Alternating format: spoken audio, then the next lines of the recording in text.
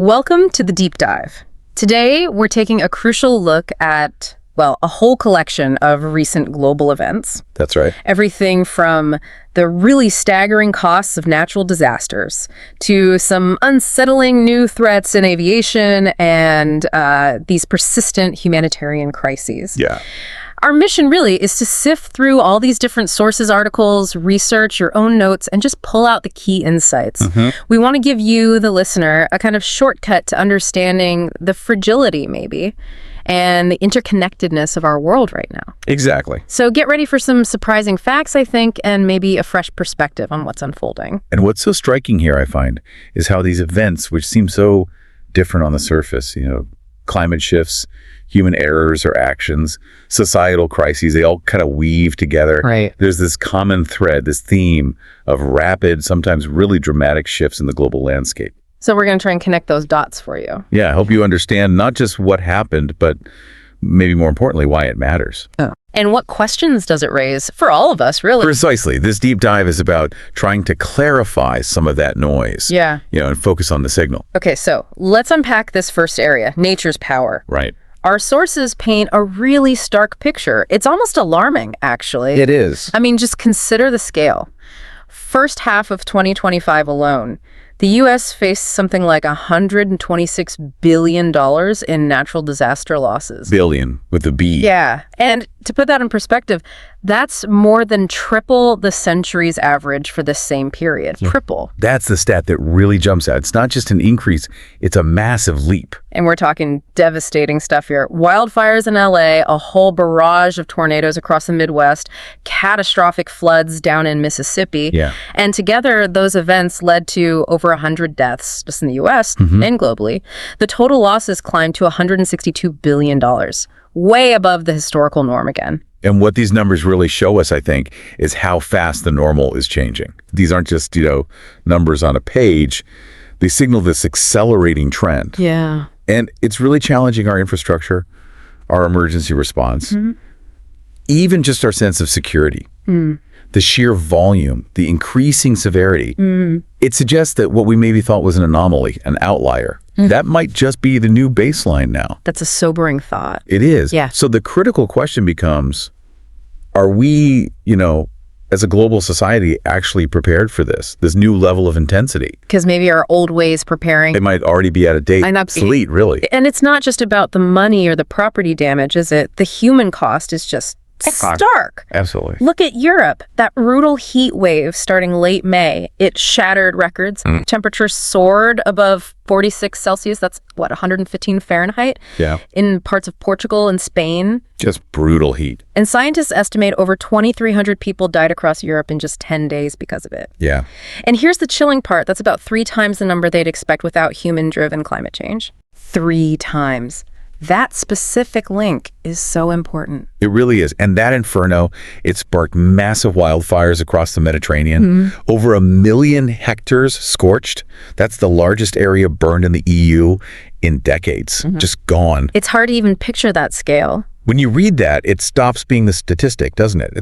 It's about how quickly climate change can turn like normal summer weather into a mass casualty event. It's a profound illustration, that heat wave, the direct human cost, especially in places where lots of people live close together. Yeah. And that detail, climate change potentially tripling the death toll, that's not just incidental. Yeah. It's a really powerful statement about how urgent this all is, how vulnerable our communities are. It brings it home, doesn't it? These aren't distant problems anymore. They're affecting daily life, public health, survival, really, right now. It's like watching a public health crisis unfold in real time, driven by the climate. Precisely. And it wasn't just the heat. The Earth itself felt restless. The seismic activity. Yeah.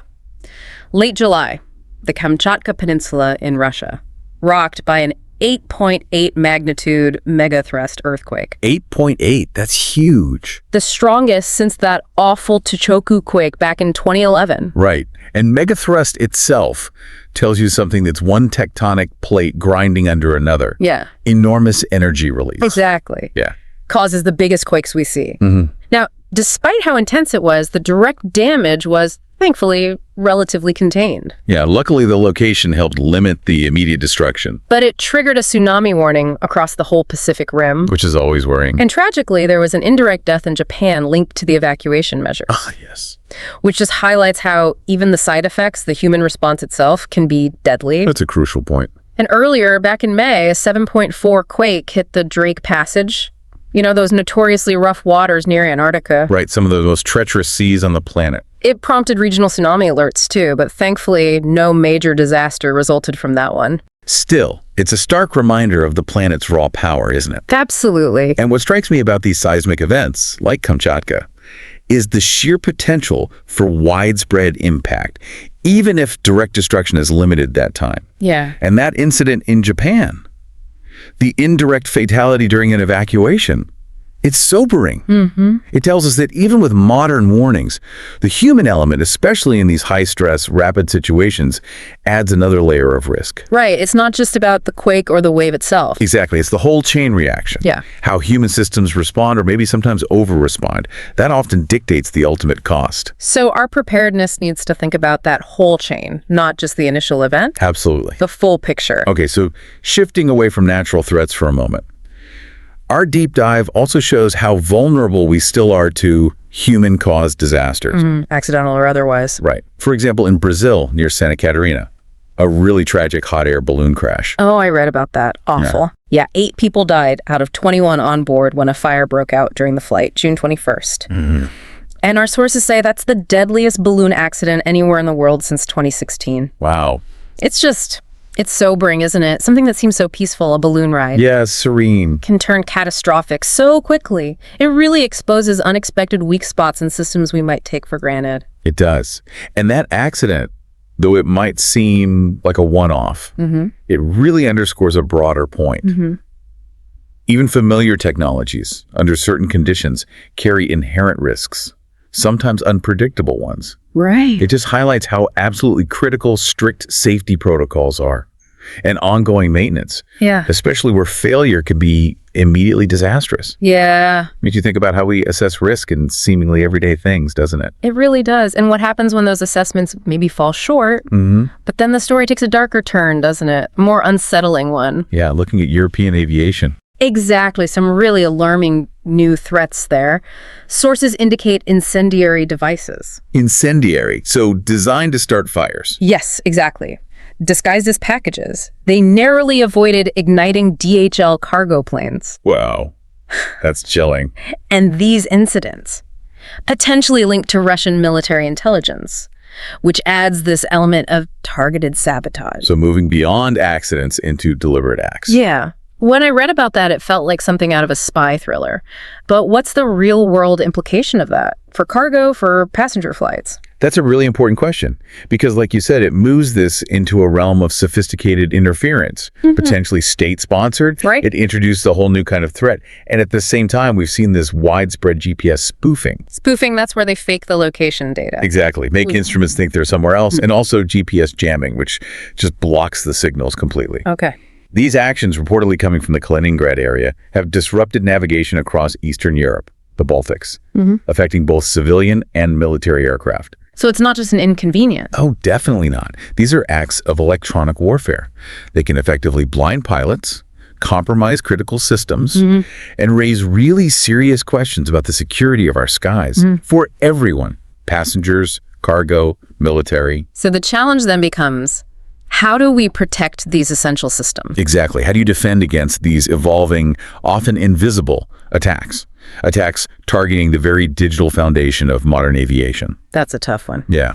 Okay, let's shift gears again, away from immediate disasters and explicit threats. Our deep dive also shows this huge human toll from conflict and instability, stuff that remains enormous, but maybe tragically undercovered. Very much so. The forgotten crises. Yeah. Sudan, for instance, topped the International Rescue Committee's emergency watch list again for 2025. Still number one. It's enduring the world's fastest and largest displacement crisis. The number is 14.6 million internally displaced people. 14.6 million. It's almost impossible to truly grasp that number. It really is. And we're hearing humanitarian aid is just struggling to keep pace. Violence, governmental collapse. Yeah. What does that kind of scale even mean on the ground, practically? Well, that number, 14.6 million, it's not just a statistic, is it? No. It represents this profound, ongoing human tragedy. What's really disheartening is how these massive, persistent crises often just fade from the global headlines. Sudan situation. It means communities are shattered, livelihoods gone, millions living in constant fear, needing aid that barely reaches them. Yeah. The fact that it's the fastest and largest displacement crisis that speaks to a level of suffering that really should shock us all into action.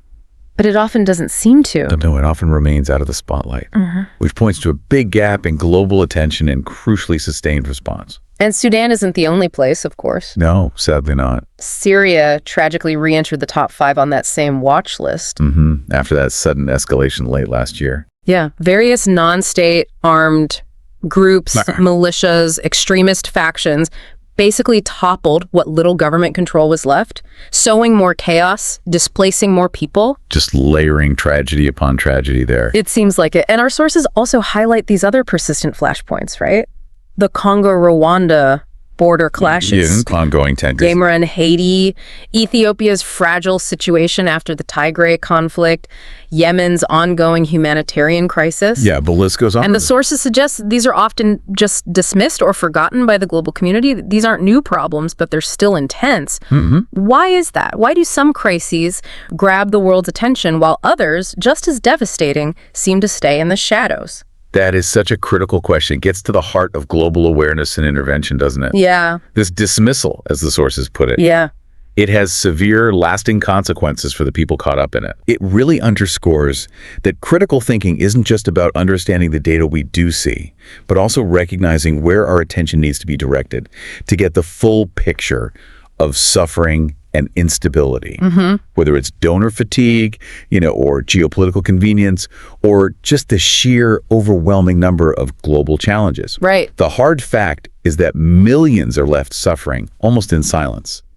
And that highlights, I think, a profound moral failing, but also a strategic one. How so strategic? Because ignored crises can fester. They can destabilize regions, create new refugee flows, even become breeding grounds for extremism. They don't just stay contained. They can create new global problems down the line. Okay, so let's try to connect these threads. What does all this mean for you, the listener?